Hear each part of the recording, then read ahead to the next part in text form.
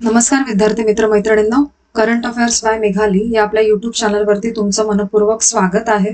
इथे आपण daily current अफेअर्सचे important questions पाहतोय, जे तुम्हाला आपल्या येत्या एमपीएससीच्या सर्व एक्झाम्समध्ये, सरळ सेवा आणि केंद्रीय परीक्षांमध्ये नक्कीच पाहायला मिळतील. त्यामुळे आपल्या चॅनलवरती जर तुम्ही पहिल्यांदा आले असाल तर चॅनलला लाईक करा, जास्तीत जास्त विद्यार्थ्यांना आपला चॅनल शेअर करा, सबस्क्राईबही करा. महत्वाची गोष्ट म्हणजे लेक्चर संपूर्ण पहा, कोणताही प्रश्न यातला स्किप करू नका. ठीक आहे, तर पाहूयात आजच्या म्हणजेच 9 ऑगस्ट 2026च्या चालू घडामोडी. प्रश्न पहिला, नॅशनल बुक लव्हर्स डे कधी साजरा केला जातो, असा प्रश्न. योग्य उत्तर आहे पर्याय क्रमांक सी, 9 ऑगस्ट या दिवशी. महत्वाचे पॉइंट्स पहा प्रश्नाचे.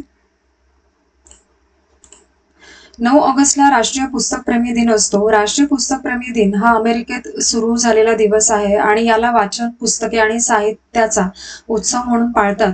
या व्यतिरिक्त 9 ऑगस्टला जागतिक आदिवासी लोकांचा आंतरराष्ट्रीय दिवस देखील असतो. या दिवशी संयुक्त राष्ट्रांनी जगभरातील आदिवासी हक्कांचं संरक्षण आणि संवर्धन करण्याचा संदेश दिलेला आहे आणि भारतामध्ये या दिवशी जागतिक आदिवासी दिवस साजरा करून आदिवासी समाजाच्या संस्कृती, परंपरा आणि अधिकारांचा सन्मान भारतातही केला जातो.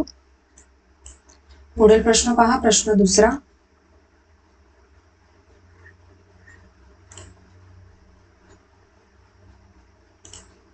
आंतरराष्ट्रीय सीमा LOC आणि LAC पासून किती अंतराच्या आत नवीन सौर, पवन आणि हायब्रिड प्रकल्पांना पूर्ण बंदी घालण्यात आलेली आहे, म्हणजे हा नियम करण्यात आलेला आहे. तर याचं योग्य उत्तर आहे पर्याय क्रमांक बी, 1 किलोमीटर पर्यंत. महत्वाचे पॉइंट्स पहा प्रश्नाचे.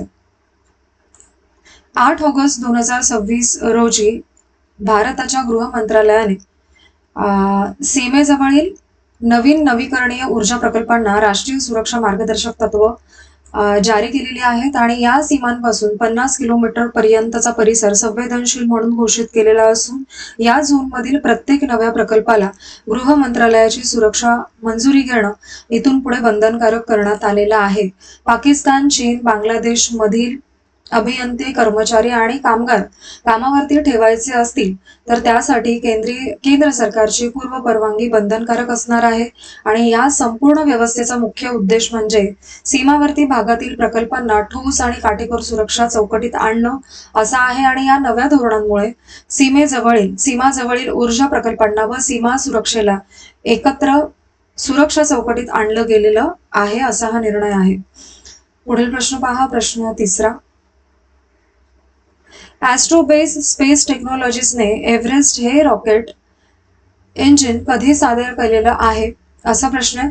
या प्रश्नाचं योग्य उत्तर आहे पर्याय क्रमांक बी, 7 ऑगस्ट 2026 ला. महत्वाचे पॉइंट्स पहा या प्रश्नाचे. ॲस्ट्रोबेस स्पेस टेक्नॉलॉजीज ही बेंगळुरू मधील कंपनीने 7 ऑगस्ट 2026 रोजी एव्हरेस्ट हे नवीन रॉकेट इंजिन सादर केलेलं आहे. एव्हरेस्ट हे भारतातील पहिलं खाजगीरित्या विकसित केलेलं 80 टन वर्गातील full flow stage combustion rocket engine आहे आणि या इंजिनला 800 किलो न्यूटन थ्रस्ट जनरेट करता येते, ही त्याची क्वालिटी आहे.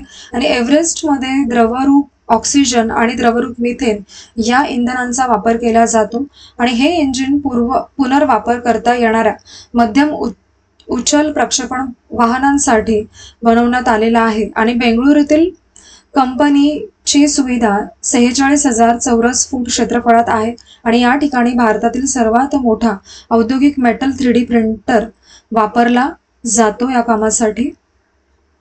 पुढील प्रश्न पहा, प्रश्न चौथा. आशिष यादव यांनी वर्ल्ड ॲथलेटिक्स अंडर-20 चॅम्पियनशिप मध्ये कोणते पदक जिंकलेले आहे, या प्रश्नाचं योग्य उत्तर आहे पर्याय क्रमांक सी, रौप्य पदक मिळवलेलं आहे त्यांनी. महत्वाचे पॉइंट्स पहा. आशिष यादव यांनी 2026च्या जागतिक ॲथलेटिक्स अंडर-20 अजिंक्यपद स्पर्धेमध्ये पुरुष भालाफेकमध्ये रौप्य पदक मिळवलेलं आहे. ही स्पर्धा युजीन, ओरेगॉन मध्ये झाली आणि आशिष यादव यांनी सर्वोत्तम फेक म्हणजे 74.09 मीटर होती आणि जी त्यांची त्यांनी अंतिम फेरीमध्ये तिसऱ्या प्रयत्नात केली. पुरुष भालाफेकची अंतिम फेरी 7 ऑगस्ट 2026 रोजी पार पडली आहे आणि आशिष यादव हे वर्ल्ड ॲथलेटिक्स अंडर-20 भालाफेकमध्ये भारताचे दुसरे पदक विजेते त्यामुळे बनलेले आहेत. ते या स्पर्धेतील पुरुष अंडर-20 भालाफेकमध्ये भारताचे पहिले रौप्य पदक विजेते आहेत, हे देखील लक्षात ठेवा. आणि आशिष यादव फक्त 19 वर्षांचे असून अलीकडच्या गुडघ्याच्या दुखापतीनंतर त्यांनी सुमारे 80% फिटनेसवरती हा परफॉर्मन्स दिला होता. पुढील प्रश्न पहा, प्रश्न 5वा.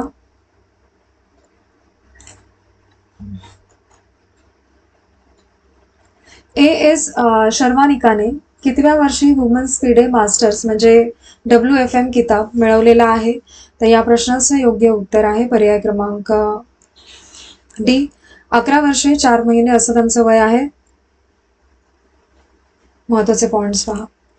एस शर्वानिका ही तमिळनाडूची बुद्धिबळपटू आहे आणि वय फक्त 11 वर्ष 4 महिने असताना तिने लाईव्ह क्लासिकल रेटिंग तिची 2239 तिला जमलेलं आहे आणि 2239 रेटिंग मिळताच तिला महिला फिडे मास्टर्स किताब मिळाला आणि भारतातील सर्वात कमी वयाची महिला WFM म्हणून तिचं नाव नोंदवलं गेलेलं आहे त्यामुळे. आणि अंडर 18 मुलींच्या रॅपिड बुद्धिबळामध्ये शर्वानिका भारतामध्ये प्रथम क्रमांकावरती आहे सध्या आणि रॅपिड रेटिंग तिची 2084 इतकी आहे. पहिला आणि तिसरा मुद्दा जास्त लक्षात ठेवा. आणि शर्वानिकाचे प्रशिक्षक ग्रँड मास्टर विष्णू प्रसन्ना हे आहेत आणि त्यांनी डी गुकेशलाही प्रशिक्षण दिलेलं आहे. आणि शर्वानिकाच्या या कामगिरीत WFM किताब अंडर 18 रॅपिडमध्ये भारतात प्रथम क्रमांक आणि 2026 अंडर 12 रॅपिड सुवर्ण पदक आणि 2025 मध्ये अंडर 10 क्लासिकल विजेतेपद यांचा समावेश आहे. पुढील प्रश्न पहा, प्रश्न 6वा. रिपब्लिक ऑफ बलुचिस्तानने कोणता दिवस स्वातंत्र्य दिन म्हणून घोषित केलेला आहे?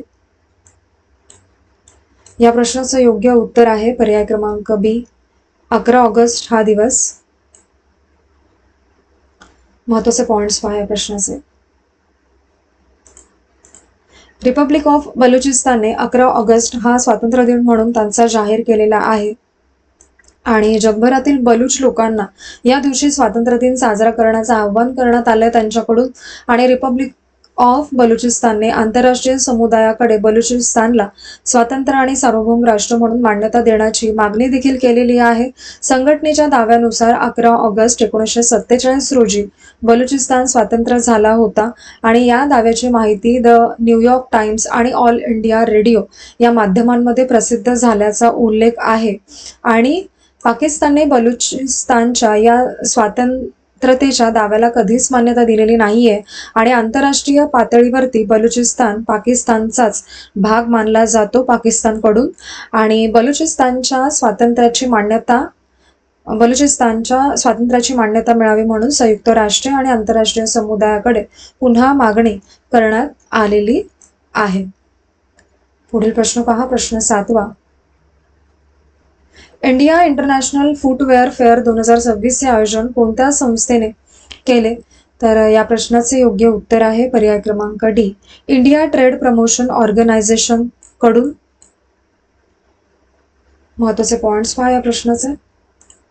India international footwear fair IIFF 2026 हे भारतातील फुटवेअर क्षेत्रासाठी मोठं प्रदर्शन होतं आणि IIFFचं हे 10वं वर्ष होतं आणि हे प्रदर्शन भारत मंडपम नवी दिल्ली येथे पार पडलं. 6 ऑगस्ट ते 8 ऑगस्ट 2026 या 3 दिवसांमध्ये हे प्रदर्शन पार पडलं. हे पूर्णपणे व्यवसाय ते व्यवसाय म्हणजे B2B प्रकारचं प्रदर्शन होते. या कार्यक्रमाचं आयोजन इंडिया ट्रेड प्रमोशन ऑर्गनायझेशन यांनी केलं आणि त्यांना confederation of Indian footwear industries यांची साथ लाभली. या क्षेत्रासाठी PLI योजना सुरू आहे आणि जी उत्पादन गुंतवणूक आणि निर्यात वृद्धीस चालना देते. IIFF 2026 मध्ये बिहार जागतिक फुटवेअर उत्पादनाचं पुढील केंद्र हा खास सत्रही आयोजित केले गेले होते या दरम्यान. पुढील प्रश्न पहा, प्रश्न 8वा. भारताने स्थानिक भारताने स्थापित गैर जीवाश्म इंधन आधारित वीज क्षमतेचा किती गिगावॅटचा टप्पा ओलांडलेला आहे? या प्रश्नाचं योग्य उत्तर आहे पर्याय क्रमांक बी, 300 गिगावॅट इतका. महत्वाचे पॉइंट्स पहा प्रश्नाचे. भारताने 300 गिगावॅट गैर जीवाश्म इंधनावरती आधारित वीज क्षमता गाठलेली आहे नुकतीच, आणि हा टप्पा भारताच्या स्वच्छ ऊर्जेच्या सफरीतील एक मोठा मैलाचा दगड ठरलेला आहे यामुळे. आणि नवीन आणि नवीकरणीय ऊर्जा मंत्री प्रल्हाद जोशी यांनी ही माहिती सोशल मीडियावरती दिली आहे. आणि गेल्या 12 वर्षांमध्ये भारताची अक्षय ऊर्जा क्षमता तब्बल 400% वाढलेली आहे, आणि 300 गिगावॅट हा टप्पा भारताच्या स्वच्छ ऊर्जा परिवर्तनाचे उदाहरण म्हणून ओळखला जातो. आणि या वाढीमुळे देशातील स्वच्छ आणि हरित ऊर्जा क्षेत्राचा प्रवास आणखीनच वेगवान झालेला आहे. ओके, पुढील प्रश्न पाहूयात आपण. प्रश्न 9.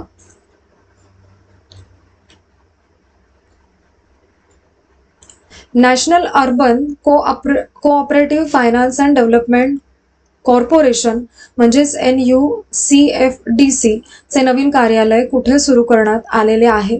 या प्रश्नाचं योग्य उत्तर आहे पर्याय क्रमांक सी, फोर्ट मुंबई येथे. महत्वाचे पॉइंट्स पहा. अमित शहा यांनी मुंबईच्या फोर्ट परिसरामध्ये NUCFDC च्या नवीन कार्यालयाचे उद्घाटन केले. हे नवीन कार्यालय फोर्ट मुंबई येथे सुरू झालेलं आहे, आणि या कार्यक्रमामध्ये अनेक संबंधित सेवांचाही शुभारंभ झाला. आणि operational risk management and resilience या विषयावरती आधारित कॉफी टेबल बुकचं प्रकाशन अमित शहा यांनी केलेलं आहे. दोन्ही मुद्दे लक्षात ठेवा. पुढील प्रश्न पहा. प्रश्न 10.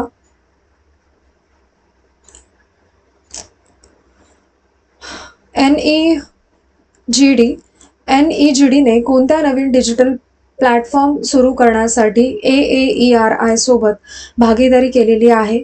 तर या प्रश्नाचं योग्य उत्तर आहे पर्याय क्रमांक बी, AAERI व्हेरीफाय असं नाव आहे. महत्वाचे पॉइंट्स पहा. नॅशनल ई गव्हर्नन्स डिव्हिजन म्हणजे NEGD फुल फॉर्म लक्षात घ्या, आणि AAERI यांनी मिळून AAERI व्हेरीफाय हे डिजिटल प्लॅटफॉर्म सुरू केलेला आहे. आणि NEGD ही संस्था इलेक्ट्रॉनिक्स आणि माहिती तंत्रज्ञान मंत्रालयाचं एक अंग आहे. AAERI म्हणजे association of Australian education representative in India असा त्याचा फुल फॉर्म आहे. फुल फॉर्म लक्षात घ्या. आणि AAERI व्हेरीफाय खास करून भारतातील जे विद्यार्थी ऑस्ट्रेलियन विद्यापीठात प्रवेश घ्यायचे म्हणतात त्यांच्या सोयीसाठी तयार केलं गेलेलं आहे. आणि AAERI व्हेरीफायचा मुख्य हेतू आंतरराष्ट्रीय प्रवेश प्रक्रिया जास्त सुरक्षित, कागदविरहित आणि कार्यक्षम बनवणं असा आहे. पुढील प्रश्न पहा. प्रश्न 11. अनिल मेनन यांनी पहिला स्पेसवॉक कुठे पूर्ण केलाय? असा प्रश्न आहे. याचं योग्य उत्तर आहे पर्याय क्रमांक सी, आंतरराष्ट्रीय अंतराळ स्थानकाबाहेर पहिला स्पेसवॉक त्यांनी पूर्ण केलेला आहे. महत्वाचे पॉइंट्स पहा. भारतीय वंशाचे नासा अंतराळवीर अनिल मेनन यांनी 6 ऑगस्ट 2026 त्यांची पहिली स्पेसवॉक पूर्ण केलेली आहे. लक्षात ठेवा हे. आणि ही स्पेसवॉक आंतरराष्ट्रीय अंतराळ स्थानकाबाहेर म्हणजे ISS येथे झाली, आणि तिला US स्पेसवॉक 96 असं नाव देण्यात आलेलं आहे. आणि अनिल मेनन यांच्या पहिल्या स्पेसवॉकला 6 तास 27 मिनिटं लागलेली आहेत. आणि EVA म्हणजे स्पेसवॉक आणि किंवा अंतराळ यानाच्या